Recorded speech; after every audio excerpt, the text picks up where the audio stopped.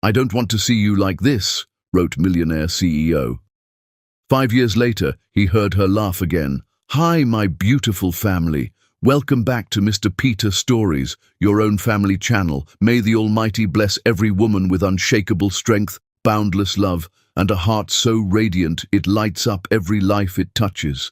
May your days overflow with peace, your nights be gentle with rest, and every challenge transform into courage.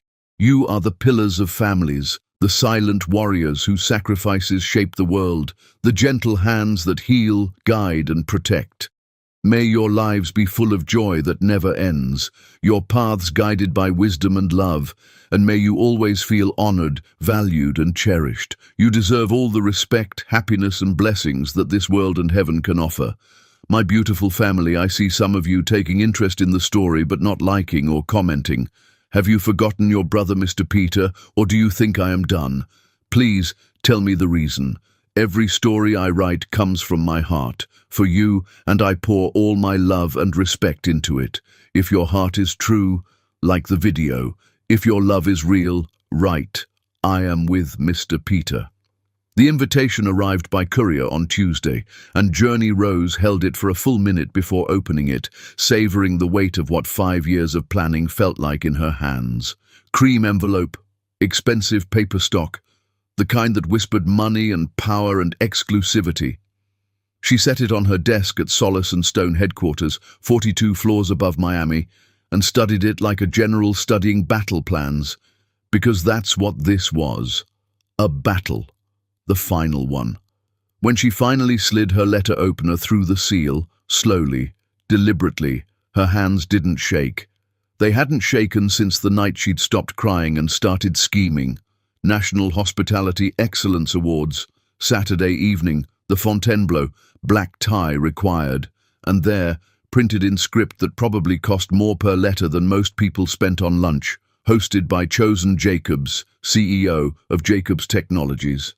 Journey's smile was the smile of a woman who'd just won a war her enemy didn't know they were fighting. "Leona!" Her assistant appeared instantly, tablet clutched like armor. "Call Giuseppe in New York. Tell him I need the Emerald Valentino from the Paris collection, the one he said was too powerful for mortal women. That dress doesn't make statements, boss. It ends conversations." "Perfect. I want to end a very specific conversation that's been going on for 5 years. Journey positioned the invitation in the center of her desk, where afternoon light hit it like a spotlight. "And confirm my photographer for Saturday. Every moment documented, every angle captured. I want proof of what triumph looks like when it walks through a door." Leona hesitated, that particular hesitation that meant unwanted advice was coming. "Are you completely sure about this?" "I've orchestrated every step leading to Saturday night. I've made certain my company made headlines he couldn't ignore. My name crossed his desk repeatedly. My success became impossible to miss. Yes, Leona, I'm completely sure. Revenge has a way of—" "This isn't revenge." Journey's voice cut clean. "Revenge is emotional, impulsive. This is strategic justice. This is 5 years of careful planning, wearing Louboutins and arriving exactly on time." 5 years ago, Journey Parker had believed different things. She'd believed in partnerships that lasted. She'd believed that building something with someone, a business plan, a future, a family, meant permanence. She'd been catastrophically wrong. The night everything ended, she'd been drowning in new motherhood, 3-month-old triplets who cried in perfect rotation, ensuring she never slept more than 90 minutes consecutively. Damien screamed from 6 to 7, David from 7 to 8, Daniel from 8 to 9. Then they'd cycle again, a perfectly orchestrated symphony of need. That particular Tuesday, she'd been wearing the same robe for 72 hours, spit-up crusted on her shoulder, hair unwashed for longer than she wanted to calculate. She'd been holding Damien, screaming, red-faced, inconsolable, while trying to remember if she'd eaten anything besides crackers grabbed between feeding sessions. Chosen had walked in dressed for the Rivera Capital pitch, 50 million in Series B funding, the meeting that would transform his startup into an empire. She'd looked up at him with desperate relief. "Thank God," Can you take him for 20 minutes? I just need to shower.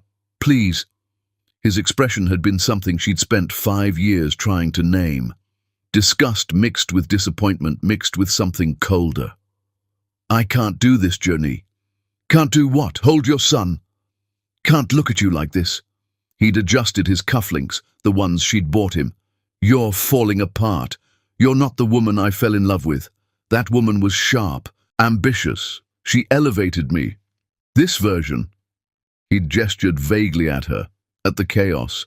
You're drowning and trying to pull me under. The words had landed like physical blows. I have 3-month-old triplets. Our 3-month-old triplets. I'm drowning because I'm doing this alone. You're doing it alone because you refuse help. You insist on controlling everything. What help, Chosen? You work 18-hour days. I haven't slept in 3 months. When exactly are you helping? I'm providing for this family. I'm building our future. No. You're building your future, your company, your success, while I keep 3 infants alive by myself. Her voice had been shaking. I'm exhausted because I'm doing everything, and instead of helping, you're criticizing me for not doing it perfectly. I have the Rivera meeting in 40 minutes, the most important meeting of my life. I need to be focused, not dealing with chaos. Then help me create less chaos. I have helped. I've been providing while you let yourself go, while you stopped being my partner and became just someone's mother. He'd said it like an insult. She'd stared at this man she'd loved, at the father of her children. Get out. I'm going to the meeting. No, get out of this house. Our lives. If looking at me exhausted disgusts you this much, if seeing me need help makes you this cold, then leave. Build your empire, but don't come back. He'd hesitated for exactly 3 seconds. Then, maybe that's what we both need. Space. I don't need space. I need a partner, but apparently I'm raising 4 children, not 3. He'd left. Door closing softly. Not even a slam. And Journey had sat on that bedroom floor with a screaming baby, listening to David wake up and Daniel start crying, and made a decision. She would build something so magnificent that 5 years from now, Chosen Jacobs would understand exactly what walking away had cost him. The first 3 days, she'd called, texted, left voicemails progressing from worried to furious. His phone went to voicemail. His office claimed he was traveling. His business partner Kingston offered vague excuses. Day 4, she stopped calling, started planning instead. She liquidated her equity stake, shares earned when she'd been his co-founder, before pregnancy made her just someone's mother. $30,000. Insulting, but she'd needed capital more than pride. Justice could wait. She legally became Journey Rose, her mother's maiden name, connection to the woman who'd raised her alone and strong. Journey Parker disappeared from records, became unfindable. She moved twice in 3 months, creating trails that went cold. By month 6, she'd vanished completely, landing back in Miami under her new identity. And she built. Solace and Stone started in a studio apartment with 3 cribs and $30,000. She worked during naps, made calls one-handed while feeding babies, sent emails while burping infants.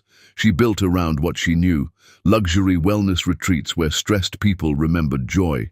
First year, 1 location, Coral Gables, small, exclusive, word of mouth only. Second year, 2 more, Miami Beach, Key West. Third year, international expansion, Costa Rica, Bali. Fourth year, venture capital firms called. She refused them all. This empire would be hers alone. Fifth year, 200 million valuation, nomination for Innovator of the Year. The entire time she'd watched Chosen from carefully maintained distance, watched Jacobs Technologies become a household name, watched his face on magazine covers, watched him give TED Talks about focus and sacrifice, watched him search for her, private investigators whose inquiries she anticipated, databases she scrubbed, trails she muddied. She'd wanted him to search, wanted him wondering if his sons were safe, healthy, thriving, wanted him to feel a fraction of what she'd felt on that bedroom floor. Now, finally, the perfect moment had arrived. The awards committee, cultivated over 3 years, had nominated her, the same event where Chosen would host, because his company sponsored it. Saturday night, he'd watch her accept her award. He'd see what the woman he'd discarded had become. He'd understand she hadn't needed him, that some women don't break, they rebuild better. Boss? Leona pulled her back. Giuseppe confirmed the dress. Photographer confirmed for Saturday. Perfect. Leak to the press that I'm attending. I want Chosen knowing I'm coming. I want him to have days to prepare for something he can't possibly prepare for. You're terrifying. I've spent 5 years earning that. Saturday it becomes an art form. That evening, Journey drove home to her Coral Gables penthouse. Miss Iris was there with the boys, and the sound hit immediately. Laughter, chaos, the beautiful noise of 3 5-year-olds who'd been loved completely. Mama! Daniel launched himself from the couch fortress, confident he'd be caught. She scooped him up, breathing in apple juice and playground dirt and sweetness that was purely him. My love, how was today? Damien punched Tyler because Tyler said we don't have a dad, but Miss Carrington said violence is never the answer, even though Tyler probably deserved it a little, and David built a robot that actually moves, and I made a new friend. Journey looked at Damien on the couch, arms crossed, defensive.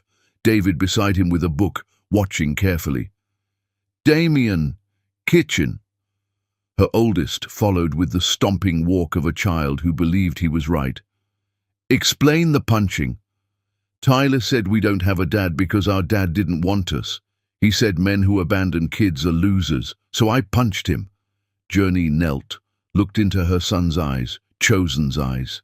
Baby, you can't hit people for speaking truth. But it's not truth. You said he's lost. He is lost. But Tyler's dad isn't completely wrong. Your father made choices that hurt us. She paused carefully. That doesn't make him a loser, but it makes him someone who wasn't ready to be what you deserved. David appeared silently. Are you seeing him? Our dad? The question caught her. What makes you ask? You've been different this week, planning something. You get a specific expression when you're planning. Too observant, this one. Are you? She could lie. Should, maybe, but she'd promised honesty about Chosen. Yes. Saturday, an event we're both attending. Will you tell him about us? Daniel appeared too. No, Saturday is about business, about what I've built, about showing him what I built without him. You 3 are mine, my greatest achievement. He doesn't get to know you until I decide he's earned it. What if he finds us?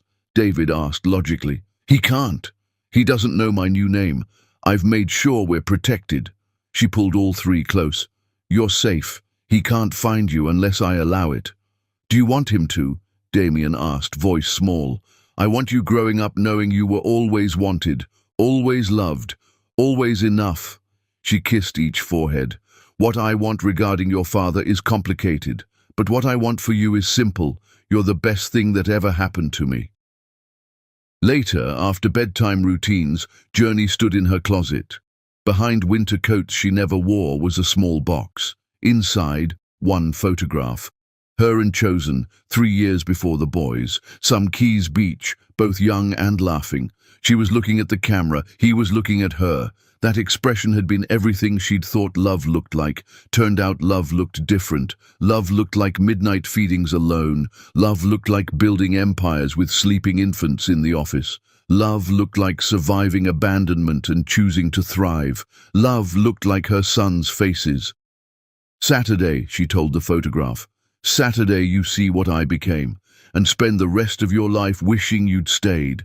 She closed the box, hid it away. In 3 days, Chosen Jacobs would learn that some women don't forgive, they just win.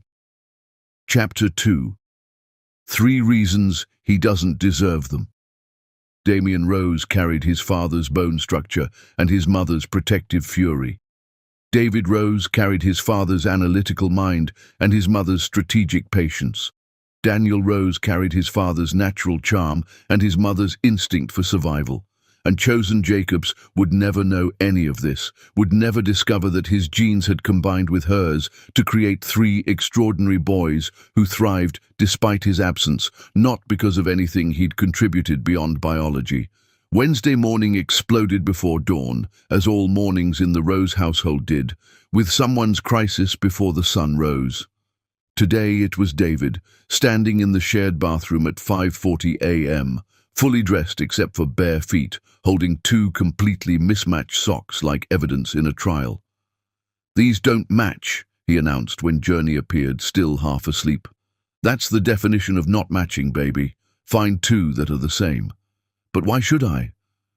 David looked up with that expression, meaning a philosophical argument was coming. "Matching is just arbitrary social conformity disguised as fashion rules. I'm 5. Why should I conform to made-up hosiery standards before I'm old enough to understand the societal pressures that created them?" Journey blinked. Her coffee hadn't kicked in, and her kindergartner was deconstructing social norms before 6 a.m. "David, I love you, but matching socks, now, so we're not late. That's not a logical rebuttal. That's an appeal to convenience." "You're absolutely right, because convenience matters when you're managing 3 5-year-olds and running a company." She grabbed 2 matching blue socks. "These, now." David took them with theatrical sighing. "I'm filing a formal complaint with the dress code committee." "You do that, sweetheart." In the kitchen, Damien was constructing what could only be called architectural chaos, disguised as lunch.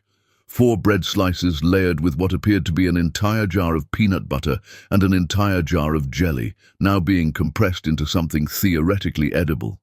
"Damien, that's excessive." "It's experimental cuisine," he announced without looking up.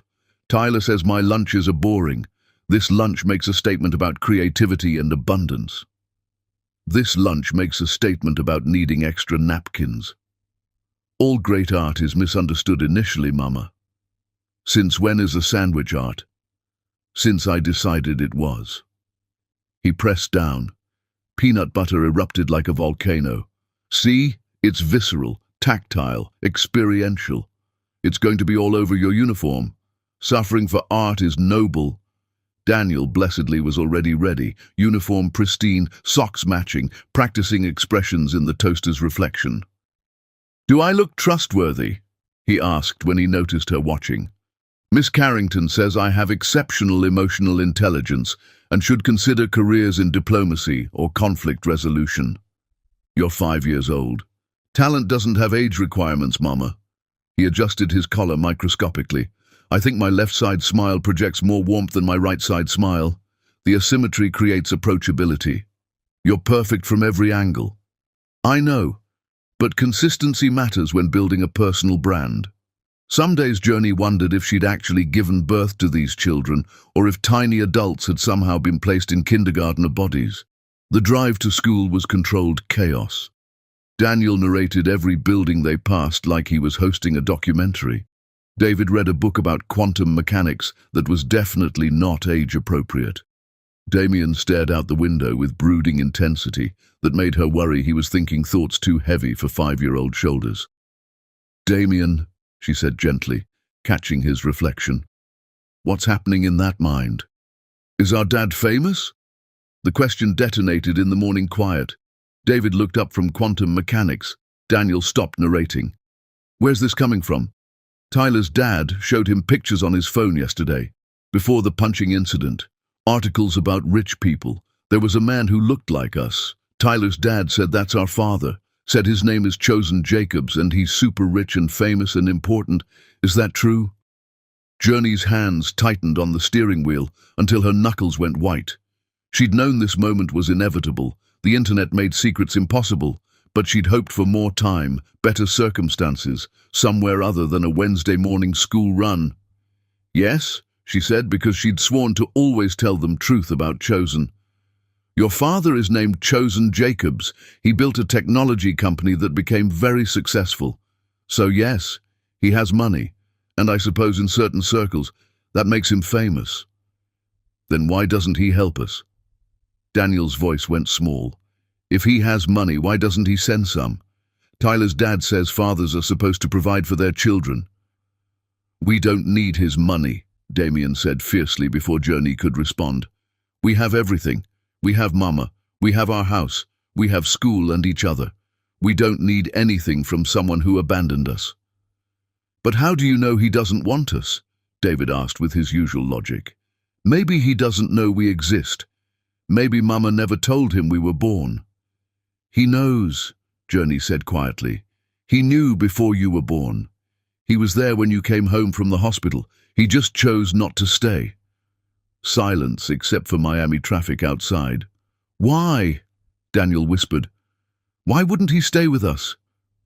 How do you explain to 5-year-olds that their father looked at their exhausted mother and decided she wasn't worth the effort? How do you explain that some people run from difficulty instead of facing it? Your father was scared, she said carefully. When you 3 were babies, everything was overwhelming and chaotic. Instead of staying to help, he decided to leave. That wasn't about you being unlovable. You're perfect. That was about him not being ready to be what you deserved. Is he ready now? David asked. I don't know. I haven't spoken to him in 5 years. But you're going to, David said. Saturday, you told us. Damn his perfect memory. Yes, but that's business, not about you 3. Does he know we live in Miami? Daniel asked. No, and I'm not telling him. That's my decision until you're old enough to decide yourselves. I'd never want to meet him, Damien said, voice hard. You don't abandon people and then come back like nothing happened. I'd want to meet him, Daniel said, just to see what he's like. I'd need answers first, David said thoughtfully. Why he left, why he stayed gone, what changed, if anything. You can't make informed decisions without complete data. Journey looked at her 3 sons in the rear view, 3 identical faces, 3 completely different souls, all hers in ways that transcended biology. Listen carefully, she said, pulling into the school lot. Your father's choices don't reflect your worth. You are wanted, you are loved, you are exactly who you're meant to be. Whether he returns or not, whether you choose to know him or not, that doesn't change who you are. You're mine, you're each other's. That's complete. Are you okay without him? David asked quietly. Baby, I'm better than okay. We built this life without him. We're thriving. The bell rang. Journey walked all 3 to class, kissed 3 foreheads, watched them scatter, Damien to the playground kids, David to the book corner, Daniel to the center of an admiring group. Miss Carrington intercepted her before escape. Mrs. Rose, a quick word. They stepped into the hallway, and Journey braced for news about yesterday's violence. Instead, Miss Carrington beamed. Something wonderful happened. We received an anonymous $50,000 donation for our STEM lab. Complete renovation, new computers, robotics, everything. The note said it was given in honor of 3 special students representing education's future. I immediately thought of your boys. Journey's blood crystallized. 50,000. Exactly 1,000 more than he'd paid for her equity 5 years ago. The bastard was sending coded messages. How generous, she managed through a smile that felt like cracking glass. Do you have donor contact information? Completely anonymous, through a law firm. They requested no recognition. Miss Carrington glowed. Isn't that beautiful? Someone caring without needing credit. Beautiful, Journey echoed. She made it to her car before fury detonated. He was trying to buy his way into their lives without actually entering their lives, trying to feel like a good father without doing fatherhood's actual work, trying to purchase guilt relief while maintaining safe distance. 50,000 to a school, but not 1 second of his time, not one attempt to actually meet his sons, just money, always money. She called the school director immediately. Margaret, Journey Rose, return that anonymous STEM donation today. I'm sorry, what? The 50,000. Return it. Tell whoever donated that the Rose family declines their guilt money. But Journey, that money helps every student. I'll replace it personally, 100,000 from Solace and Stone, but that anonymous donation goes back. I'm non-negotiable on this. Silence. Then, if you're certain. I've never been more certain. She sat in the parking lot, hands shaking with rage. He thought he could insert himself sideways through donations without facing what he'd done, without looking at 3 abandoned boys and explaining himself. No. If Chosen Jacobs wanted into his sons' lives, it would be on her terms. He would face them, face her, face consequences, or stay gone.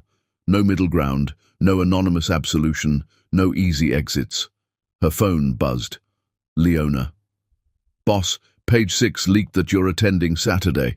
Our Journey Rose Returns is trending in Miami. Perfect. Perfect? This means Chosen knows I'm coming. 3 days to wonder what I'll say, do, wear. 3 days to feel what I felt for 5 years, uncertainty and the knowledge something's coming he can't stop. You're absolutely terrifying. I've earned it. Confirm the dress is ready. Make sure the photographer captures everything. She drove to her office, rode to the 42nd floor, stood at her window overlooking the city she'd conquered. Saturday was 3 days away.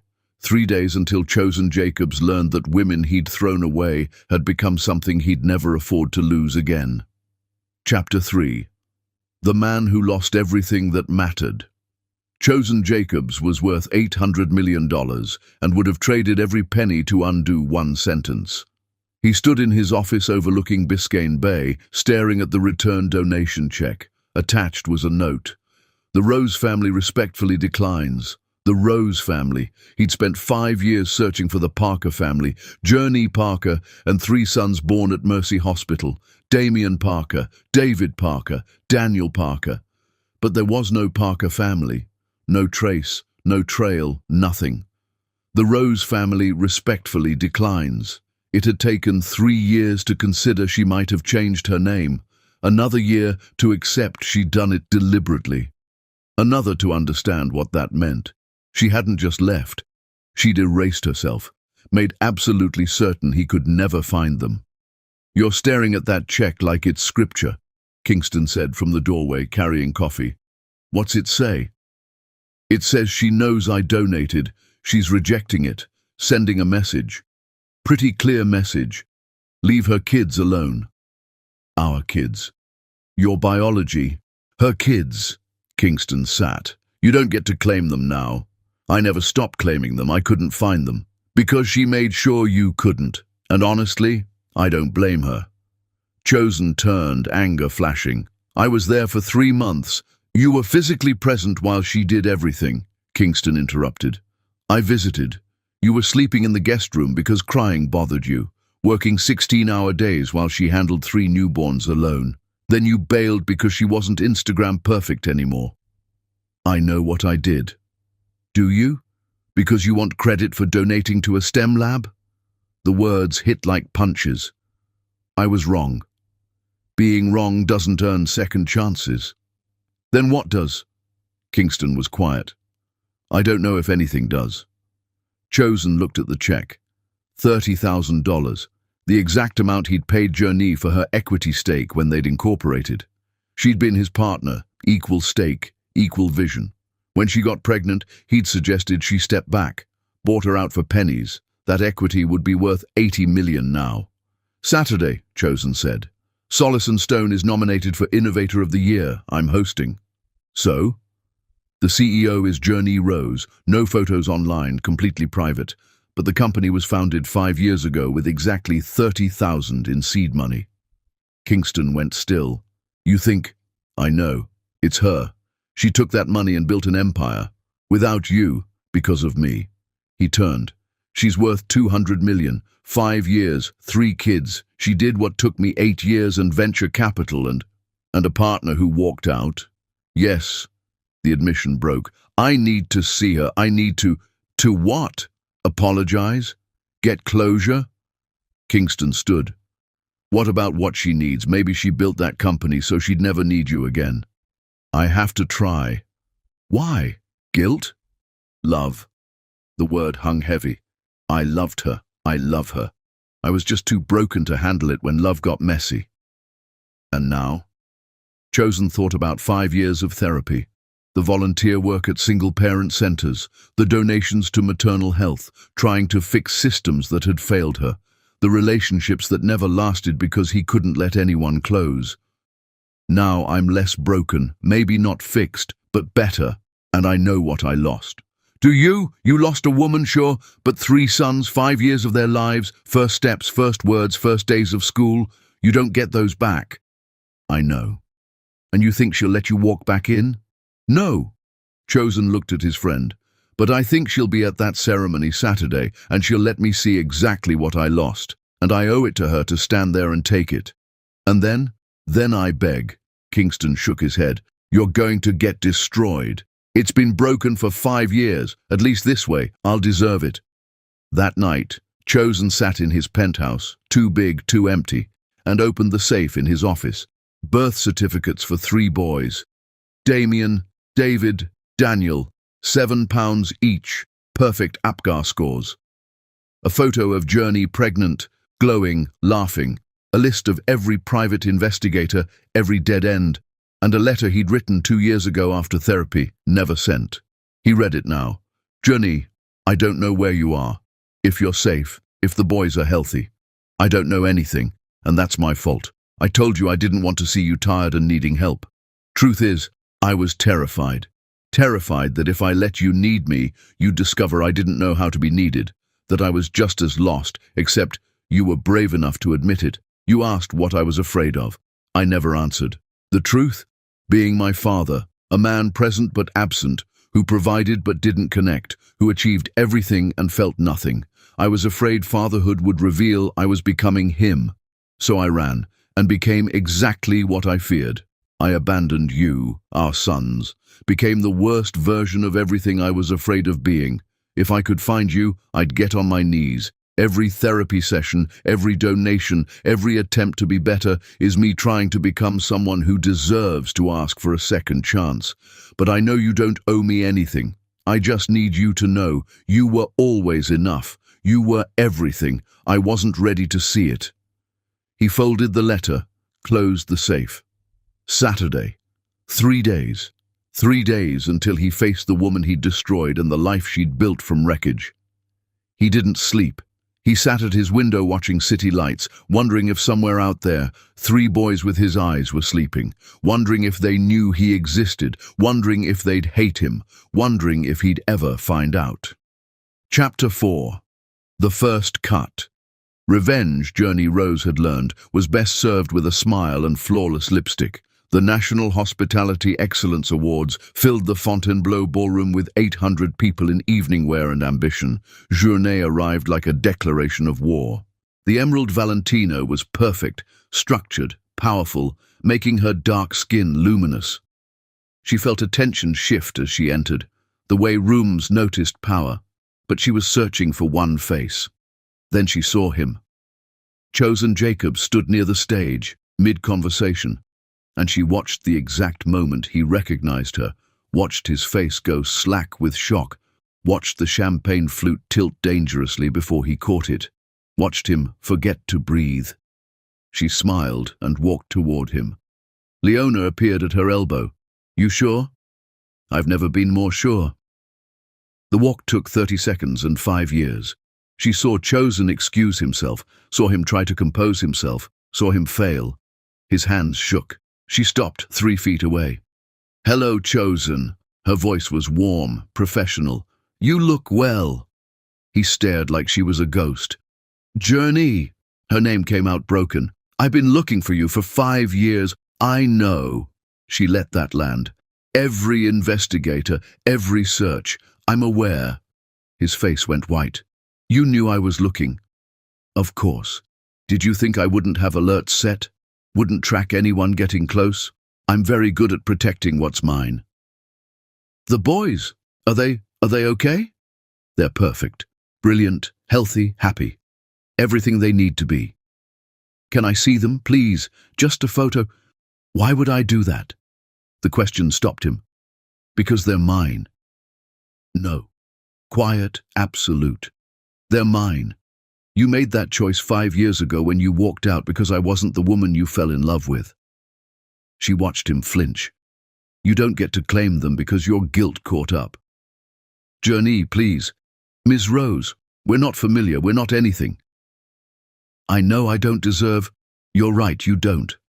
She glanced past him. "You should get back to hosting duties." "I'm sorry." The words fell desperate, raw. "I'm so goddamn sorry. I was wrong, cruel. I destroyed the best thing in my life and would give anything to undo it." Apologies don't undo 5 years of single parenting. They don't undo midnight feedings alone, or first steps I couldn't share, or the moment your son asked why he doesn't have a father. She watched his eyes fill. You can't undo it. You can only live with it. Then let me live with it by being in their lives. No. Journey, Ms. Rose. She pulled out a business card. If you want to grovel, schedule an appointment, but right now you have a ceremony to host, and I have an award to accept. She turned, and his voice caught her. You built all this. $30,000 and you built this. She looked back. I took the wreckage of what you destroyed and built something better. Yes, I'm proud of you. The audacity almost made her laugh. You don't get to be proud. You get to watch from a distance and understand what you gave up. That's all. She walked away and didn't look back. The ceremony blurred, but Journey felt Chosen's eyes through every moment. When her category came, Innovator of the Year, she walked to the stage and accepted the trophy from his hands. Their fingers brushed. She saw him go still. Thank you, she said to the audience. 5 years ago I started Solace and Stone with $30,000 and a vision. I built it while the world said I couldn't, too young, too inexperienced, too burdened. She let that hang. But I learned, sometimes the weight you're carrying isn't a burden. It's your foundation. Everything that tried to break me made me stronger. She lifted the trophy. This belongs to every single parent working 3 jobs, every person who started over from nothing, every woman told she wasn't enough who decided to prove the world wrong. Her eyes found Chosen's. Thank you for seeing my work. Thunderous applause. She left the stage, handed the trophy to Leona, headed for the exit. Chosen caught her in the lobby. Wait, please. He grabbed her arm, released it when she looked at his hand. I just need to know, are you happy? Are they happy? Why does that matter? Because if you're not, then I destroyed something for nothing. But if you are, if you built this and you're happy, then at least... He couldn't finish. You want absolution. I just want to know. I'm happy, she said simply. My sons are happy. We have a beautiful life. We're a family. Relief and devastation crossed his face equally. But here's what you need to understand. That happiness, that family, we built it in the space you left. It exists because you walked away. So when you lie awake wondering what could have been, remember, we're fine. Better than fine. Thriving. Can I see them? Just once. Journey pulled out her phone, showed him a photo. 3 identical boys in school uniforms, gap-toothed smiles, arms around each other. Chosen's knees buckled. He caught himself against the wall, staring like the phone was holy. Damien on the left, David middle, Daniel right, she said clinically. They're 5. Kindergarten. Smart, funny, kind, everything you're not. She pulled the phone back. Please let me be part of their lives. I'll do anything, sign whatever you want. Just please don't keep me from them. You kept yourself from them. I'm just maintaining the status quo you established. She turned, stopped, looked back. You wanted to see the woman you fell in love with? Take a good look. This is what you created instead. She walked out into Miami night, where her driver waited. She could feel his eyes until the car pulled away. In the back seat, Leona handed her a tissue. You okay? Perfect. Phase 1 complete. Phase 2. Journey smiled, unkind. Now I let him suffer. Chapter 5. The game begins. Chosen Jacob sent 47 messages in 3 days, and Journey Rose read everyone before deleting them. First came at 2 a.m. Please talk to me. Dawn, I know I don't deserve a response. I just need you to know I'm here. Noon, I've thought about them every day for 5 years, please. Evening, I'll do anything. Just tell me what you need. Then emails, long paragraphs about therapy and regret and how he'd changed, how he'd donated millions to maternal health programs, like money could absolve him. Journey read each with clinical detachment and deleted with satisfaction. Day 4, a letter arrived by courier. Handwritten, 12 pages. First line, I don't know what else to do but beg. She set it in her drawer unread. Not yet. Let him wonder. Leona appeared. Boss, situation. What kind? Chosen Jacobs is downstairs. Security's asking if they should remove him. Journey felt something cold settle in her chest. How long? 2 hours, just sitting, waiting. She walked to her window, looked down 42 floors to where she could barely make out a figure in the atrium. Let him wait. I'm not seeing anyone today. 4 hours later, he was still there. At 6, when Journey left, she saw him stand as she crossed the lobby. She walked straight past without acknowledging him and got in her car. In the rear view, she watched him watch her leave. That night, after the boys slept, she opened a message thread. One photo. The boys at age 2, birthday cake covered. She hit send with no message. His response came instantly. Thank you. God, thank you. They're beautiful. Please. More. She sent another. Age 3, at the beach. Journey, please, let me call. Let me explain. Another photo. Age 4, first day of pre-K. I'll do anything. Just tell me what you want. She typed her first response in 4 days. I want you to understand what 5 years feels like. Then blocked his number. Next morning, Kingston appeared at her office. She almost refused, but curiosity won. Ms. Rose, we haven't officially met. I know who you are. Chosen's business partner, his handler, his friend. I'm not here to apologize for him. I'm asking what you're doing to him. Nothing he doesn't deserve. You're torturing him. I'm giving him perspective. For 5 years I watched my sons grow without their father. Now he gets to watch from outside. Seems fair. Is it about fairness or revenge? Can't it be both? Kingston studied her. He's unraveling, barely sleeping, can't focus in meetings. Yesterday he snapped at an investor, nearly killed a $50 million deal. That sounds like a personal problem. It'll become a business problem. Jacobs Technologies employs 2,000 people. If he crashes, they crash. I suggest better coping mechanisms. Therapy, perhaps. He's been in therapy 4 years. Clearly it's not taking. Kingston leaned forward.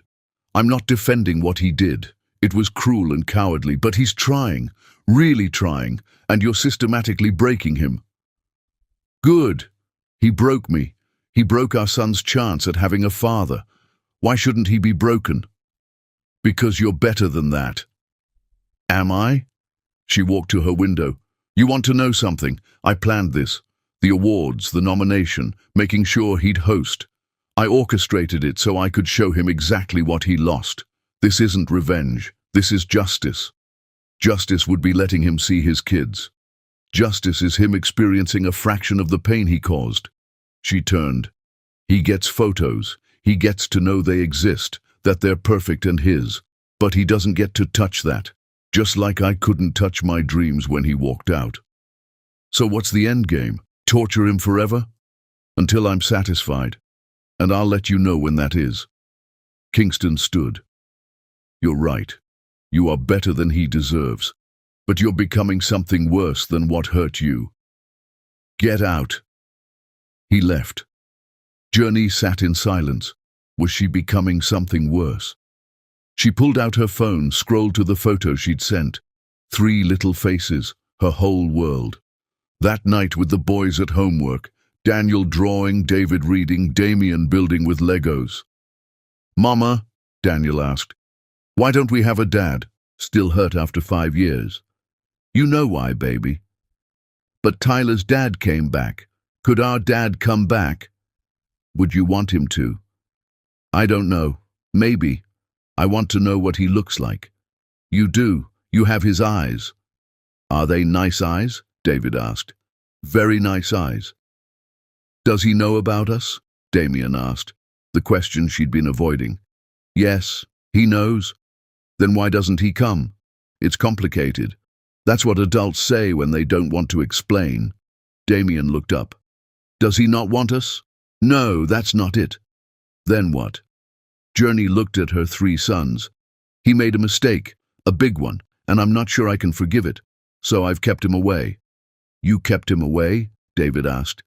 He wanted to see us? I think so. Yes, but you said no. I said no. Damien stood. Good. We don't need him.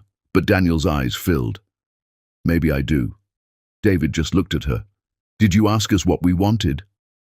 The question hit like a fist. Had she? Had she considered her revenge was keeping 3 boys from their father? I'm trying to protect you. From what? David asked. A dad who made a mistake. You make mistakes. We forgive you. This is different. Why?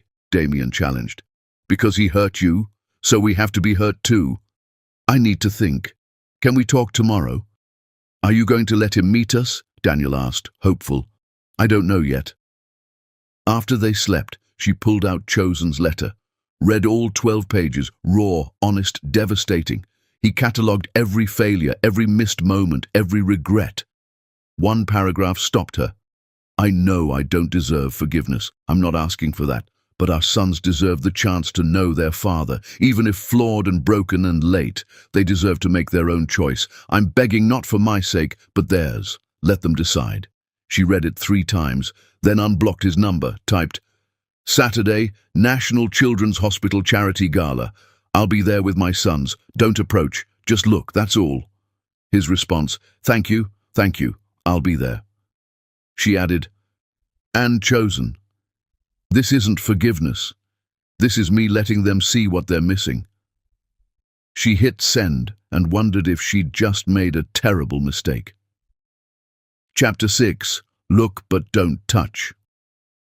Chosen. Jacobs had closed billion-dollar deals, but nothing prepared him for seeing his 5-year-old sons across a ballroom and not being allowed to speak. He arrived an hour early, positioned near the entrance, waited with his heart in his throat. When Journey walked in with 3 identical boys in tiny suits, everything else ceased to exist. They were perfect. One walked ahead, protective, Damien. One hung back near Journey, quieter, David. One bounced between them, chattering, Daniel, his sons. His chest hurt. He watched Damien notice him staring, expression shifting to suspicion, stepping closer to Journey and whispering. She glanced at Chosen, then knelt and said something to all 3. They all turned to look. Chosen's breath stopped. Damien glared with pure 5-year-old fury. David studied with scientific curiosity, and Daniel smiled and waved. Chosen lifted his hand in a small wave back. Journey immediately pulled Daniel's hand down, redirecting them toward the buffet. For 2 hours, Chosen stood rooted and watched his sons exist. Watched Damien help David reach the dessert table, carefully selecting cookies. Watched David explain something to a confused adult, hands moving in elaborate gestures. Watched Daniel charm everyone in a 10-foot radius, collecting high fives like currency. Watched Journey move through it like a conductor, keeping all 3 in her orbit. The kind of parenting that only came from 5 years solo. They were a unit, complete without him. Around 90 minutes, Damien pulled away from Journey and marched toward Chosen. Chosen froze. The boy stopped 3 feet away, crossed arms, looked up. You're staring. I know, I'm sorry. Why? Because you're the most amazing thing I've ever seen. Damien's expression didn't soften. Are you the one sending money to our school? Yes. Mama said to stop. I know. I stopped. Good. Pause. Are you sad? Why do you ask? You look sad, like Miss Iris when her cat died. Chosen's throat closed. I am sad. Why? Because I'm looking at something beautiful I can't touch. Damien considered this. That's what Mama says about the art museum. Look but don't touch. Exactly like that. Are we the art? Yes, the most important art in the world. Damien's expression flickered. Confusion, maybe recognition. Then Journey was there, hand on his shoulder. Back with your brothers, baby. He said we're art, Damien reported. I heard, but we're not on display. Come on. She steered him away, but not before Chosen saw the boy look back thoughtful. 5 minutes later, Daniel broke away and ran to Chosen, all gap-toothed smile. Hi, you're tall. Are you a basketball player? No, Chosen knelt to eye level. I'm not. What's your name? Chosen. That's a weird name. I'm Daniel. I know. How? Chosen glanced at Journey walking toward them. A friend told me. Do you have kids? The question destroyed him. Daniel, come here, Journey called. 1 second, Mama. Daniel turned back. You look sad too. Everyone looks sad. It's supposed to be a party. I am sad. Why? Because I lost something important. What? Everything that matters. Daniel tilted his head. Mama says when you lose something, look in the last place you had it. Maybe try that. The wisdom hit like a freight train. That's very smart. I know. Mama says I'm wise beyond my years. Carefully pronounced proud. Means I'm smart even though I'm little. You are. Very smart. Daniel. Journey's voice firmer now, close enough to take his hand. We talked about staying close. I know. But he's sad and I wanted to help. That's kind. Now come on. She pulled him away, but he called back. I hope you find what you lost. Chosen watched them rejoin, David eating a cookie while simultaneously reading a pamphlet, which was the most 5-year-old genius thing Chosen had ever seen. These weren't abstracts anymore, not photos or ideas. They were real, complex, individual humans with personalities and wisdom and complete existence. Damien's protectiveness, David's curiosity, Daniel's empathy, perfect, and his. And he had no right to any of them. Near evening's end, David approached. Unlike his brothers, he didn't speak immediately, just stood beside Chosen, looking where Chosen was looking, at Journey talking with another parent. That's my mama, David said finally. I know. She's the best mama in the world. I believe that. She says you knew us when we were babies. Chosen's heart stopped. She told you? She tells us everything, eventually. David looked up. She says you made a mistake and left. That's true. Why? Simple question, impossible answer. I was scared, and I thought if I ran from scary things they'd stop being scary, but they didn't. They got scarier. David nodded like this made sense. When I'm scared, Mama says breathe and think about what's real, not what I'm afraid might happen, but what's actually real. That's good advice. What's real right now? Chosen looked at this small philosopher. Right now you're real. Your brothers are real. Your mama is real. And I'm wishing I'd been brave enough to stay. Are you brave now? I'm trying to be. Trying is good. Mama says trying is half of succeeding. David studied him. You have sad eyes, like the dog at the shelter before Mama let us adopt him. You have a dog? Not yet. She said maybe for our birthday. Brightened. We're turning 6 soon. Are you old? The subject change was so abrupt, Chosen almost smiled. I'm 33. That's super old. Mama's 31. That's old too, but not super old. David, Journey called. Time to go. David looked between them. I have to go, but I hope you stop being sad. Sadness is heavy. Thank you, Chosen whispered. David started to leave, turned back. Oh, and if you want to stop being sad, maybe apologize to Mama. She cries sometimes when she thinks we're asleep. Maybe apologizing would help. Then he was gone, leaving Chosen with his heart in pieces. She cries sometimes when she thinks we're asleep. He'd done that. His choices had made her cry in the dark while their sons slept. Journey gathered the boys, started toward the exit. Damien didn't look back. David waved once. Daniel blew a kiss. At the door, Journey paused, turned. Met Chosen's eyes across the ballroom. For just a second, he saw something that wasn't anger, something that looked like regret. Then she was gone. His phone buzzed. Journey. Now you know what 5 years feels like in 3 hours. He read it twice, typed, They're incredible. You raised incredible humans. Please let me try to be part of their lives. I'll take any role, any conditions. Her response came faster than expected. You want to be part of their lives? Then earn it. He typed immediately. How? Longer this time. Write me a letter. Not about what you lost.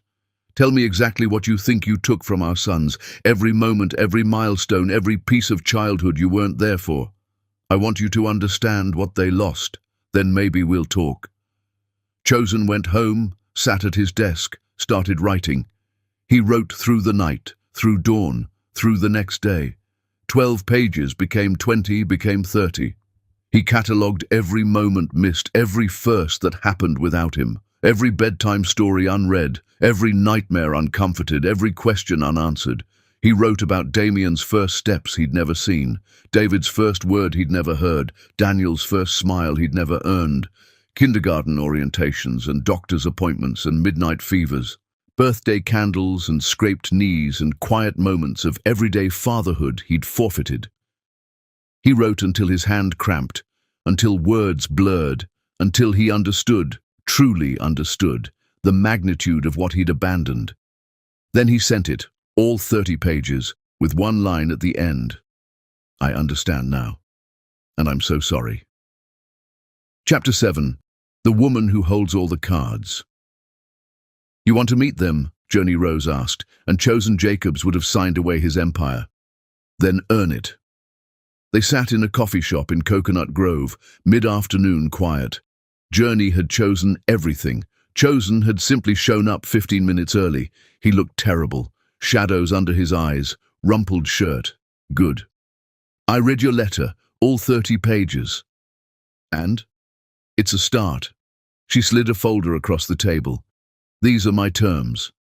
Chosen opened it. A contract, professionally drafted.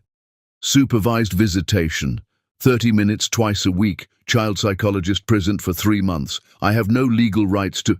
He looked up. I'm not asking for legal rights. Good. You won't get them. You're not on birth certificates, never paid support. You have no legal claim whatsoever. I know. You'll sign a document stating you won't pursue custody without my explicit consent. Fine. Complete background check and psychological evaluation. Already done. He pulled papers. Dr. Reeves has been my therapist 4 years. Here's his full evaluation. Journey scanned them. Comprehensive trauma therapy, attachment work, parenting classes, despite having no children. This says you volunteer at a single-parent resource center. 3 times a week, 2 years. Why? To understand what you went through, to try to... He stopped. I needed to see what single parenting actually looked like. Not sanitized, but the reality. The exhaustion, impossible choices, how society judges mothers while applauding fathers for bare minimum. And what did you learn? That I didn't just abandon you. I abandoned them to a system designed to make single motherhood as hard as possible. No paternity leave for you, no understanding from employers, no acknowledgement you were doing the work of 2 people while I was winning awards and getting promoted. Journey was quiet. The donations to maternal health programs, those were you. Anonymous, but yes. 15 million over 4 years. He met her eyes. Doesn't undo anything, but women are dying from lack of postpartum care. Women like you were, alone and struggling and told they're not trying hard enough. You think money fixes that? No, but it funds programs, counseling, support groups. It helps some of them, not you. I can't help you. But maybe someone else's journey won't be alone. She hadn't expected this, hadn't expected him to understand systemic failures. You've done work, she admitted. It's not enough, never will be. No, it won't. Silence. Outside, Miami moved past. Why now? Journey asked. Why push this? Because I'm dying, he said simply. Her blood went cold. What? Not literally. Emotionally, spiritually, I'm dying. Every day without them, I'm less. I realized I could keep dying slowly, or try to live, even if living means being rejected, even if it means spending life earning scraps of time with children who might hate me. They don't hate you. They should. Damien does, she said, watched him flinch. He remembers me crying. He was 3, and he remembers me sitting in the dark crying. He's appointed himself my protector. I'm so sorry. Sorry doesn't interest me. Action does. She leaned forward. Here's what happens. You meet them once. 30 minutes. Dr. Morgan, someone I've vetted. If it goes well, we discuss next steps. If not, you're done. What if they don't want to meet me? They already know about you. I told them everything. His face went white. Everything? That their father left when they were babies, that you said I wasn't the woman you fell in love with, that you chose your career over family. She watched each word land, but also that people make mistakes, that you're trying to fix yours, that it's their choice. What did they say? Damien said no. David said he wanted to think. Daniel said yes immediately. Chosen's eyes filled. So I might only meet one. You might meet none, or all three might decide they want nothing to do with you. She pulled the contract back. But if they agree, these are the rules. Non-negotiable. He read carefully. No gifts over $25. No promises about the future. No attempting to buy affection. No speaking negatively about Journey. No discussing custody. No unsupervised contact. He signed without hesitation. When? Saturday, 10 a.m., Dr. Morgan's office. She wrote the address. Bring nothing. Just yourself. What should I say? The truth. That you're their father. That you made a terrible mistake. That you're sorry. And you understand if they can't forgive you. Will you be there? Watching through one-way glass. If I see anything I don't like, I'm ending it immediately. Fair. She started to leave, turned back. Chosen? They're not a second chance for you. Not redemption or absolution. They're three individual humans who deserve better than what you gave. If you can't be that better, don't show up. I understand. Do you? This isn't about you feeling better. This is about whether you can actually be what they need, and I'm not convinced you can. Then let me prove it. She studied him. One chance. Don't waste it. That night, Journey explained to the boys that their father wanted to meet them. Damien's reaction was immediate. No, I don't want to. That's okay. That's your choice. Why does he want to meet us now? David asked. Because he realized what he lost, and he wants to try to be part of your lives. Will he leave again? Daniel asked, the question breaking her heart. I don't know, sweetheart. That's why we're starting slow, just one meeting, to see. What if I don't like him? Damien asked. Then you never have to see him again. I promise. What if I do like him? Daniel asked. Then we'll figure it out together. David was quiet, processing. Finally, I want to meet him. Are you sure? I want to see if he means it, when he says sorry. Smart, she said. Will you be there? Damien asked. Right behind the glass, watching. If anyone feels uncomfortable, we leave immediately. Damien considered. Okay, I'll go, but I'm not talking to him. You don't have to. I will, Daniel said. I have lots of questions. Saturday morning arrived too fast. Journey dressed the boys in casual clothes, jeans and t-shirts, nothing special. Dr. Morgan's office was comfortable, designed for children. The one-way glass showed the playroom where Chosen was already waiting, sitting on the floor, looking terrified. Ready? Dr. Morgan asked. Yes, Daniel said. I guess, David said. No, Damien said, then took his brother's hands. But we do hard things. Journey kissed their foreheads. You do hard things, and I'm right here. She watched them walk in, three identical boys meeting their father for the first time in memory. Chosen looked up and his face crumpled. Hi, he managed, voice breaking. Hi, Daniel said, bouncing forward. You're taller than I thought. David hung back, studying. Damien crossed his arms, defensive. I brought these, Chosen said, pulling out 3 small items. Nothing expensive, just a small science kit for David, art supplies for Damien, a book for Daniel. But your mum said no gifts over $25, so if these are too much, they're perfect, Dr. Morgan said gently, very thoughtful. The boys took them carefully. Daniel opened the book immediately. David examined the science kit. Damien set the art supplies aside. Thank you, David said politely. Journey watched every second, watched Chosen sit on the floor at their level, watched Daniel pepper him with questions about why he wasn't there when they were babies, if he has other kids, where he lives. Watched David's careful questions about why he left, if he regrets it, if he's going to stay now. Watched Damien's silence, his protective stance, and watched Chosen answer with painful honesty. I left because I was scared and selfish. I regret it every single day. I don't know if I can stay. That's up to your mom and you three, but I want to try. Halfway through, Damien finally spoke. You made my mama cry, I remember. The room went silent. I know, Chosen said quietly. That's the worst thing I've ever done. Do you still make people cry? I try not to, but I'm not perfect.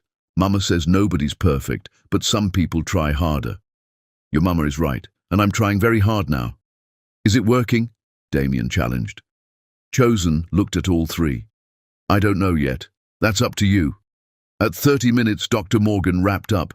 Can we see him again? Daniel asked immediately. Do you want to? Yes, David nodded. I think so. Damien was quiet then. Maybe. But Mama has to be there. Chosen's eyes found the glass. Whatever you need. Whatever makes you feel safe. The boys left. Journey gathered them. How was it? He's sad, Daniel reported. But nice. He answered my questions, David said. Honestly. I don't trust him yet, Damien said. But maybe I will.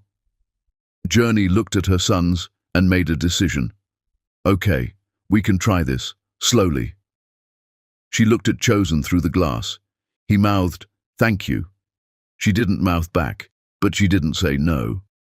Chapter 8, The Test. Journey Rose agreed to let Chosen Jacobs meet his sons, and then the world collapsed anyway. The news broke Tuesday morning while Journey made breakfast. Her phone lit up with alerts. Breaking, Jacobs Technologies under federal investigation for securities fraud. She clicked through, coffee forgotten. Federal prosecutors alleging the company had been inflating revenue for 3 years. Stock manipulation, fraudulent accounting. Kingston Wright, the CFO, named as primary architect. But Chosen, as CEO, was implicated. The stock was in freefall. The company worth billions yesterday was worth nothing today. Mama, the tablet won't work, Damien called. Just a second. She kept reading, hands numb. Chosen had to know. This was destroying everything. Her phone rang. Leona. Are you seeing this? I'm seeing it. This is what you wanted, right? Him losing everything? Was it? A week ago, yes. She'd wanted him to understand loss, feel the pain she'd felt. But now, with 2 weeks of supervised visits, with Daniel asking when Dad Chosen would visit again, with even Damien softening. I don't know, Journey admitted. The media is brutal. They're saying he knew, that he signed off on everything. Did he? Does it matter? He's going down either way. Journey hung up and sat with the weight. This was different from her revenge. This was real consequences, legal consequences, the kind that destroyed lives. Her phone rang. Chosen. She stared at it. 3 rings, 4. Answered. Journey. His voice was devastated. Did you see? I saw. I didn't know. I swear I didn't know what Kingston was doing. I trusted him and... He broke off. I'm sorry, I shouldn't be calling. The visit with the boys is scheduled for tomorrow and I don't know if... Are you cancelling? No, God no, but I thought maybe you'd want me to. With this mess, the media attention, did you do it? The fraud, did you know? No, I had no idea, but I should have. I was CEO. It happened on my watch, so I'm responsible either way. What happens now? Investigation, probably indictment. The company's finished. I'll probably lose everything. He laughed, hollow. Ironic. 5 years ago, I chose my company over my family. Now I'm losing both. The boys don't know yet. You should tell them, before they hear it somewhere else. What should I say? The truth, that their father made another mistake, trusted the wrong person, that he's about to pay for it. Journey was quiet. Then, tomorrow, the visit. We're keeping it. Are you sure? The boys are expecting you. I'm not taking that away because of your business problems. Thank you. Don't thank me, just show up. She hung up and sat in her kitchen, surrounded by normal morning chaos. Daniel looking for his backpack, David reading, Damien making unnecessarily complicated toast. Her sons, their father was about to lose everything, and she felt tired. That night, she explained in age-appropriate terms, "Your father's company is having problems. He might lose his job and money." "Is he going to jail?" David asked. "Maybe. I don't know yet." "Did he do something bad?" Daniel asked. "Someone he trusted did something bad. Your father didn't stop it." "That's different from doing it yourself," Damien said, surprising her. "Miss Ellis says there's a difference between doing wrong and letting wrong happen." "True, but sometimes the consequences are the same." "Will he still come tomorrow?" Daniel asked, worried. "He said he will." "Good. I want to show him my science project." Next morning they arrived at Dr. Morgan's. Chosen was already there, looking worse than Journey had ever seen him. Suit wrinkled, tie loose, shadows under his eyes like bruises. The boys went into the playroom. Journey watched from behind the glass.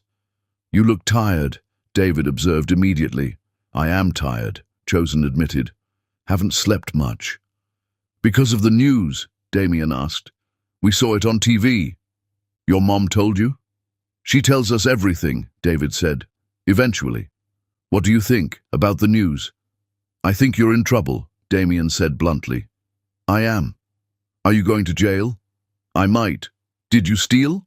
"No, but I didn't pay attention when I should have. People got hurt because of that." Daniel climbed onto Chosen's lap, surprising everyone. "Are you sad?" Chosen's arms came around him automatically. "Very sad." "Why?" "Because I worked really hard on something and it turned out to be built on lies. I didn't see the lies until too late." "That happened to Damien," Daniel said. "He made a really good Lego castle and David accidentally knocked it over and it was all broken." "Did Damien forgive David?" Chosen asked. "Eventually," Damien said, "after David helped rebuild it." "That's a good solution." They played the full 30 minutes, blocks and books and Daniel's endless questions. But Journey noticed Chosen's hand shaking when he stacked blocks, the way he kept glancing at his phone like expecting more bad news. At the end, as the boys were leaving, Damien turned back. "Mr. Chosen, are you going to keep coming, even if you lose everything?" Chosen knelt down, eye level. "If your mom lets me, and if you three want me to, I'll keep coming. Money or no money, job or no job, I promise." "Promises are hard to keep," Damien said. "Mama says." "Your mama is right, but I'm going to try really hard." Damien studied him, then held out his pinky. "Pinky promise?" Chosen linked pinkies with his son. "Pinky promise." The boys left. Journey started to follow, but Dr. Morgan caught her arm. "Can I speak with you? Privately?" They stepped into her office while the boys waited with the receptionist. "The boys are doing remarkably well with this. They're processing healthily. But Chosen is unraveling. I'm concerned about his mental state." "That's not my problem, isn't it?" "If he's going to be in their lives, his stability affects them." Dr. Morgan leaned forward. "That man is holding on by a thread, and I think the only thing keeping him together is those 30 minutes twice a week." "So what are you saying?" "Maybe consider more time. Not for him, for them, because right now they're the only thing giving him a reason to stay functional." Journey thought about that all day. That night her phone rang at 2 a.m. Chosen's number. She almost didn't answer, but something made her pick up. "Journey!" His voice was wrecked. "I'm sorry to call. I just needed to hear another voice." "What's wrong?" "Everything. The board voted me out. They're seizing my assets, my apartment, my car, everything. I have to be out by morning." "Where will you go?" "I don't know. Hotel maybe. If I can afford one." Silence. "Why are you calling me?" "Because you're the only person who's ever seen me at my worst and still let me exist near something good. Right now I need to remember good things exist, even if I don't deserve them." "You're drunk. Stone sober. Just broken." He laughed, bitter. 5 years ago I told you I didn't want to see you weak. Now you're getting front row seats to my complete collapse. Ironic. What do you need? Nothing. I just wanted to thank you for letting me see them. When everything else is gone, I'll still have those memories. Chosen. I have to go. The movers are here. I just wanted you to know they're the best thing I've ever done, and I'm sorry I didn't realize it sooner. He hung up.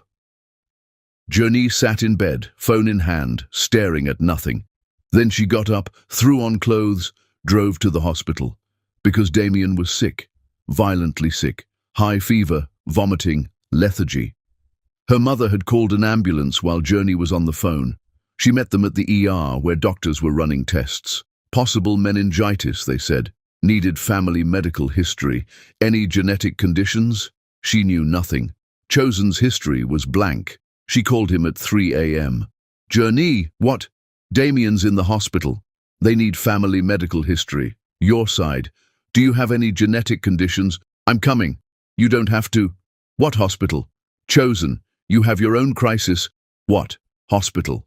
She told him. He arrived in 15 minutes, same wrinkled suit, carrying a file folder of medical records. Everything, he said, handing them to the nurse. My full history, my parents, grandparents, whatever you need. Then he sat in the waiting room with David and Daniel while Journey stayed with Damien. An hour later, she came out. He's okay. Bad virus, not meningitis. They're keeping him overnight. Chosen's entire body sagged with relief. Thank you for coming. Are you kidding? He's my son. He's barely spoken to you. He's still my son. All three are. That doesn't change based on whether they like me. David and Daniel had fallen asleep on Chosen, one on each side. He looked down at them, arms around them, and Journey saw something unexpected. Peace. In the middle of his complete destruction, holding two sleeping boys in a hospital waiting room, he looked peaceful. You should go. You have to be out of your apartment. I'm staying, until Damien's released. Then I'll deal with everything else. Chosen, please, let me have this, these hours. Then I'll go back to my implosion. So she let him stay. When dawn broke, Damien was released.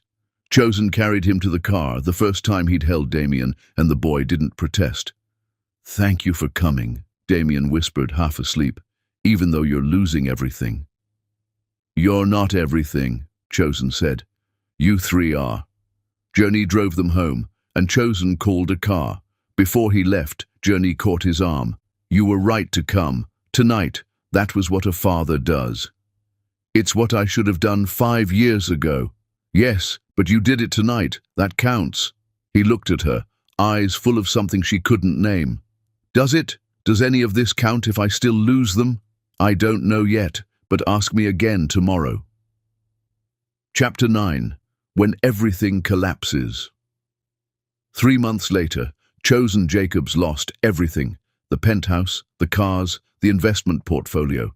Even his office was seized by creditors. The federal investigation cleared him of criminal charges. Kingston had acted alone, but civil lawsuits would take decades.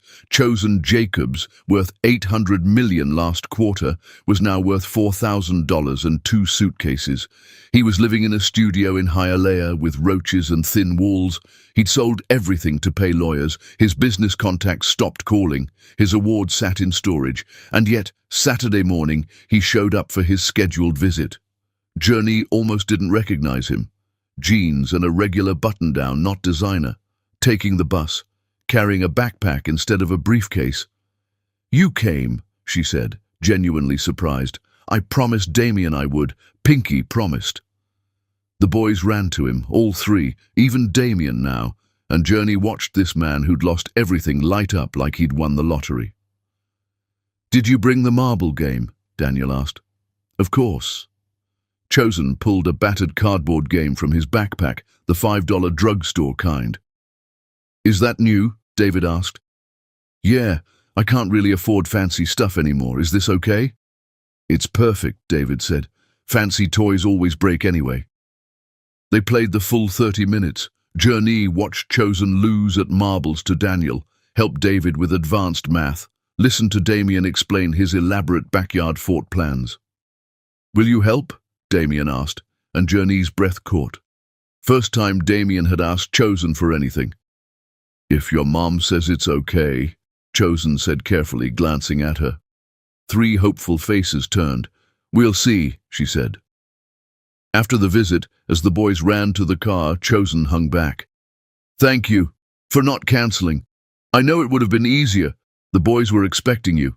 I wasn't going to disappoint them. Still, thank you." He shifted his backpack. "I'm picking up shifts at a tech support call center, so I might have to move some visit times. Is that... You're working at a call center?" "It's honest work. Pays. Not much, but enough for rent and..." He gestured vaguely. "Life.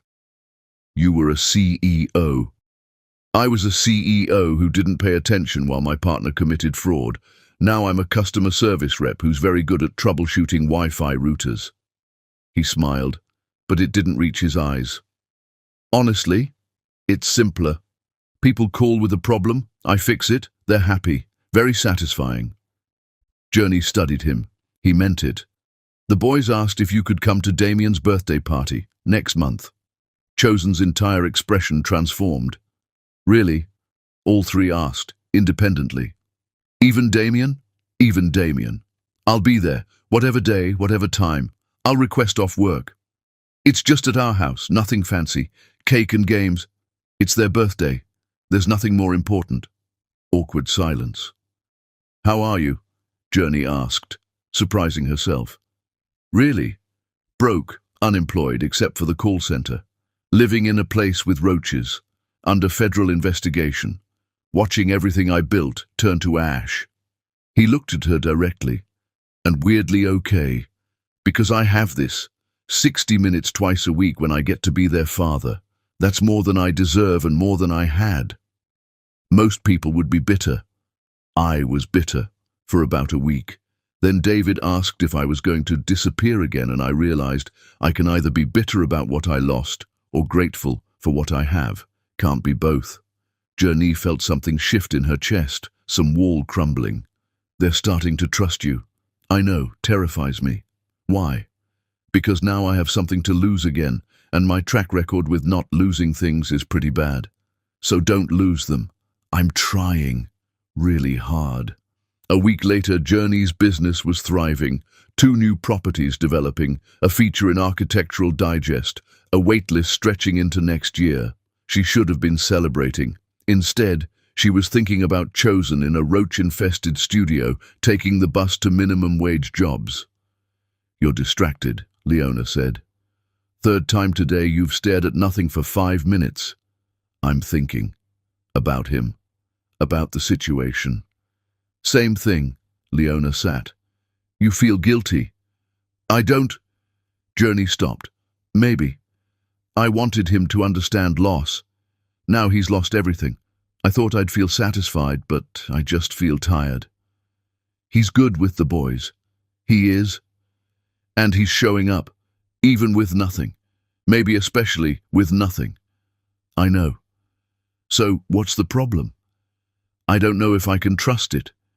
What if this is temporary? What if he gets back on his feet and becomes that person again?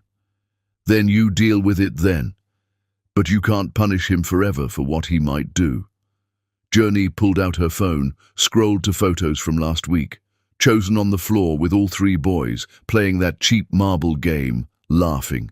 He looked happy, genuinely happy. When had she last seen him look like that? "He's different," she admitted. "People can change, if they want to." "Can they? Or do they just get better at hiding who they really are?" Leona stood. "I don't know, but your sons are asking when Dad Chosen can come for dinner, and you're running out of reasons to say no." That night, Journey made a decision. She texted, "The boys want you to come to dinner. Saturday. Nothing formal, just family." His response, "Are you sure?" The boys asked. "I'm saying yes for them." "What should I bring?" "Just yourself." Saturday arrived. Chosen showed up at her house, first time he'd seen where they lived, with a homemade apple pie that looked slightly lopsided. "I made it. It's not great. I'm not a baker." But Daniel mentioned he likes apple pie, so I tried. The boys descended like he was a celebrity, all talking at once, pulling him into their home, their world. Journey watched him take in their space. Photos on walls, boys' artwork on the fridge, comfortable chaos of a home with 3 5-year-olds. "You built this," he said quietly when the boys ran ahead to show him their room. "All of this. While I was building nothing that mattered." Dinner was chaotic and loud and perfect. The boys showed off, competed for Chosen's attention, told elaborate stories about school and friends and the injustice of vegetables. Chosen listened like every word was scripture. After dinner, while Journey cleaned up, she watched through the window as Chosen helped the boys build a fort in the backyard. Damien directing, David engineering, Daniel narrating like a documentary. Chosen was laughing, really laughing. Not the polished CEO laugh, but something genuine and joyful and free. Later, after the boys were in bed, Chosen helped finish dishes. "Thank you for tonight, for letting me see this, their real life. They wanted you here, but you didn't have to agree." "No, I didn't." She dried the last plate. "But I'm trying something new." "What's that?" "Letting go, of the anger, of the revenge, of the need to punish you. It's exhausting, Chosen, and it's not making anyone happy. You have every right. I know what I have the right to, but I also have 3 sons who deserve a father, and you're trying to be that, so maybe it's time I let you try." He was quiet. "I don't deserve this." "Probably not. But they do. They deserve a father who shows up, even when it's hard, even when he has nothing. And that's what you're doing." "I'll keep doing it. I promise." "I know, I can see it." As he was leaving, Damien appeared in pajamas. "Will you come to my birthday party, for real?" Chosen knelt. "I'll be there, I promise." "Pinky promise?" They linked pinkies. Damien smiled. "Okay, you can go now." Chosen stood, looked at Journey, and she saw everything in his eyes. Gratitude, hope, fear, love. "Same time next week?" "Same time next week." And for the first time in 5 years, she felt like maybe they were building something real. Chapter 10. The sound of her laughter. 6 months after Chosen Jacobs told Journey Rose he didn't want to see her weak, he finally understood what strength actually meant. It was Damien, David and Daniel's 6th birthday party in Journey's backyard, with 20 kindergartners running in sugar-fueled chaos. Chosen had arrived early to help set up, because that's what he did now. Showed up early, stayed late, did the unglamorous work of being present. He was manning the bounce house entrance when Damien ran up. "Dad Chosen. Tyler's being mean again." Dad Chosen.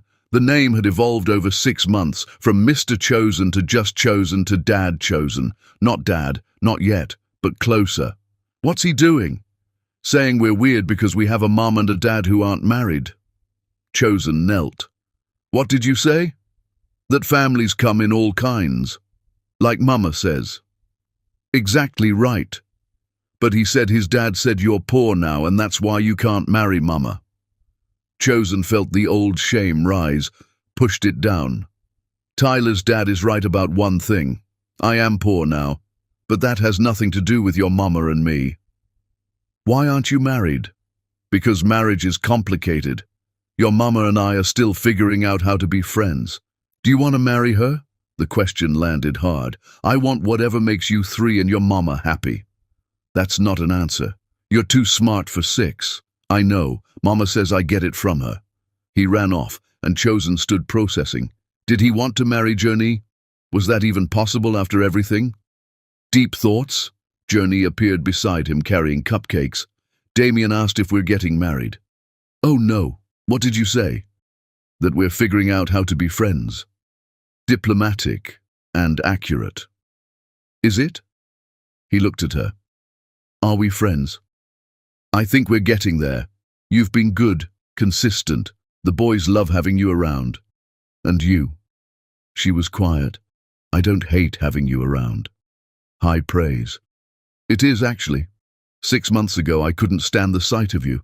Now you're in my backyard setting up bounce houses. That's growth." They worked in comfortable silence, the kind that only came from months of co-parenting, Wednesday dinners and Saturday visits, shared doctor's appointments and parent-teacher conferences. Chosen had rebuilt slowly. The call center job led to a contract position at a startup. That led to consulting work. He wasn't wealthy, would probably never be wealthy again, but he was stable. Decent apartment, reliable car, enough money for occasional ice cream. And he had this. Saturday afternoons in Journey's backyard, watching his sons grow. The party was chaos. Kids everywhere. Parents mingling, cake and presents, and that specific joyful disaster that only children's parties achieved. Chosen watched David explain quantum physics to a confused parent, watched Daniel charm everyone in a 10-foot radius, watched Damien protect a younger kid from bounce house bullies. "They're amazing," he said to Journey. "They are. You missed a lot, but you're here for this. That counts. Does it make up for what I missed? No, nothing makes up for that. But it's building something new, something good." Later, after guests left and the boys were crashed on the couch in a sugar coma, Chosen helped clean the backyard. Journey brought out 2 beers. "To survival," she said. "To second chances," he countered. They sat on the porch steps, watching sunset over the yard their sons had destroyed with joy. "Can I ask you something?" Chosen said. "The truth?" "Always." "Have you forgiven me?" Journey was quiet. "I don't know. Some days, yes. Some days I remember that night and I'm angry all over again, but mostly I'm just tired of being angry. It takes too much energy." "I'm sorry." "I know. You've said it 100 times and I believe you mean it. But sorry doesn't undo 5 years. It doesn't give me back the sleep I lost or the milestones you missed. It just is what it is. So where does that leave us?" "Co-parenting, being civil, maybe eventually being actual friends." She looked at him. "Why? What do you want?" He thought about lying. But they were past that. "I want everything. I want to be their father fully. I want to be in your life. I want to prove I'm not that person anymore, the one who walked away. But I know I don't get to want things. I get what you're willing to give, and I'm grateful for every piece." "That's very mature." "Therapy. 4 years. Twice a week." She laughed, and the sound hit him like light. "I haven't heard you make a joke in 5 years. I haven't felt like joking in 5 years." They sat in comfortable silence. "They want you at their school's family day next week," Journey said. All 3 asked. "I'll be there. And the science fair the week after. Wouldn't miss it." More silence. Then Journey spoke, voice soft. "You know what I realized today, watching you with them?" "What?" "You're not trying to be the father you should have been. You're being the father you are now, and that's enough for them." Chosen felt his throat close. "Is it enough for you?" She turned to look at him, really look at him. "Ask me again in a year." "That's not a no." "No, it's not." They sat as the sun set, painting the sky orange and pink and purple. From inside, they could hear the boys starting to wake up, arguing about who got the last piece of cake. "I should go," Chosen said, standing. "Or you could stay for leftover pizza. The boys would like that." "Yeah?" "Yeah." So he stayed. And they reheated pizza, and the boys dragged him into an elaborate game involving pillow forts and imaginary dragons, and somewhere in the chaos, Daniel asked if Dad Chosen could read them a bedtime story. Chosen looked at Journey, asking permission silently. She nodded. So he read them a story. All 3 boys piled around him, Daniel on his lap, David leaning against his shoulder, Damien sitting close but not quite touching. And when the story was done and the boys were sleepy and content, Damien said quietly, "You can come back next week if you want." "I want to," Chosen said. "Very much." "Okay, then you can." After the boys were in bed, Chosen found Journey in the kitchen. "Thank you," he said, "for tonight, for all of it. They're happy when you're here. That's what matters." "And you?" She smiled, A real smile, the kind that reached her eyes. "I'm getting there." He started to leave, but she caught his hand. "Chosen? That thing you said? About wanting everything?" "Yeah. I'm not ready for everything, but maybe someday we could try for something." "Something is good. Something is more than I ever thought I'd get." "Then let's start with something." He smiled, and for the first time in 5 years, it didn't hurt. As he walked to his car, he heard it, a sound floating from the open kitchen window. Laughter, Journey's laughter, real and unguarded and free. He stopped, turned back,